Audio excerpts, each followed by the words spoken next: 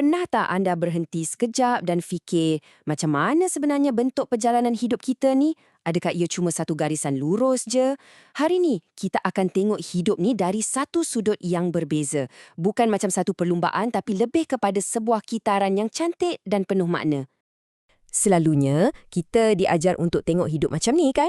Lahir, pergi sekolah, dapat kerja, kahwin, lepas tu bersara. Macam semuanya dah ada dalam satu laluan yang lurus.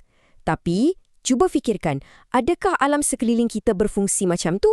Cuba kita tengok sekeliling kita. Alam semula jadi ni, dia penuh dengan kitaran. Siang akan sentiasa berganti malam, bulan ada fasa-fasanya, dan musim pun sentiasa berulang. Semuanya bergerak dalam satu bulatan. Jadi, kelama pula kita tengok hidup kita macam satu garisan lurus.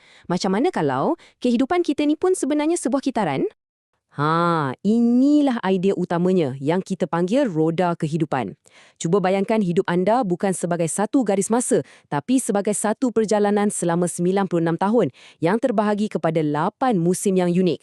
Dan setiap musim ni, yang panjangnya 12 tahun, ada tujuan dan rentaknya yang tersendiri, sama macam alam semula jadi. Dan inilah dia 8 musim tu, daripada zaman kanak-kanak sampailah ke keanggunan usia emas. Kalau anda perasan, ia bukan satu senarai tau, tapi sebuah roda. Setiap peringkat ni bersambung, mengalir ke peringkat seterusnya dan akhirnya mencipta satu kitaran hidup yang lengkap dan penuh makna.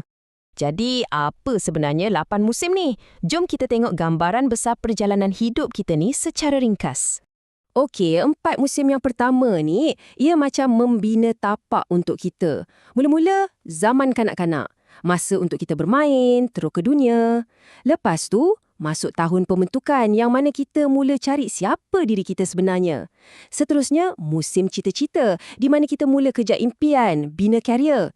Dan akhirnya, kematangan, bila kita mula pikul tanggungjawab yang lebih besar untuk keluarga dan orang sekeliling. Separuh kedua perjalanan ni pula, ia membawa kita ke arah yang lebih mendalam. Musim kestabilan, masa kita betul-betul mahir dalam apa yang kita buat.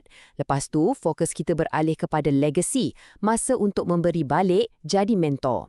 Ini diikuti dengan musim kebijaksanaan, di mana kita kongsi semua pengalaman hidup kita.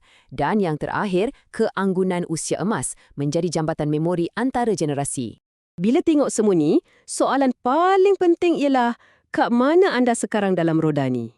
Dan bagi kebanyakan daripada anda yang sedang menonton, anda sebenarnya berada dalam salah satu musim yang paling penting dan paling berkuasa sekali.